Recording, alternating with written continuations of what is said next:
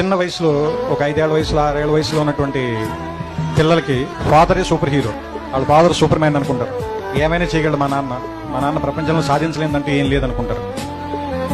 వాడు స్కూల్కి వెళ్ళి వాడికి ఒక 10 ఏళ్ళు అంత వచ్చిన తర్వాత ఇంకా వేరే వాళ్ళు ఇంకా డబ్బున్న వాళ్ళ ఫాదర్లని లేదా ఇంకా బాగా పెద్ద పెద్ద కార్లు ఉన్న వాళ్ళని వెళ్ళి చూసిన తర్వాత మా నాన్న అంత గొప్పడు కాదు, మళ్ళీ మా నాన్నకంటే గొప్పలు కూడా ఇంకా చాలా మంది ఉన్నారేమో అనిపిస్తుంది.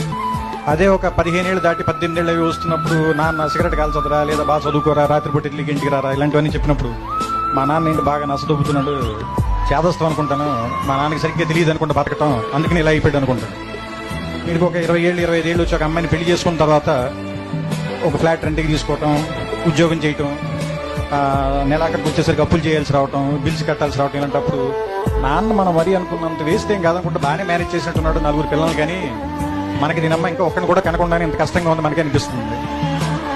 ఆ తర్వాత ఒక 35-40 దాటిన తర్వాత పిల్లలు కొంచెం పెద్దవాళ్ళు అవుతుంటే స్కూల్ ఫీజులు, రికమెండేషన్లు, ఆ తర్వాత వాళ్ళకి ఏదైనా ఒంట్లో బాగున్నప్పుడు రాత్రిపూట హాస్పిటల్కి పరిగెత్తటాలు, ఏదైనా ఒక కష్టం వస్తే డబ్బుల కోసం ఎత్తుక్కోవటాలు, ఇలాంటప్పుడు నాన్న గుర్తుంచి కళ్ళలో నీళ్ళు వస్తాయి. ఈ బాబు ఇన్ని కష్టాలు పడి మన అందరినీ పిలిచి ఇక్కడ దాకా తీసుకొచ్చాడని. కానీ మనం అది చెప్పేసరికి చాలామంది నాన్నలు ఉండరు, చచ్చిపోతారు. అందుకని నా ఉద్దేశం ఏంటంటే నాన్న బతికుండగానే మనం అందరం థ్యాంక్స్ చెప్తాం.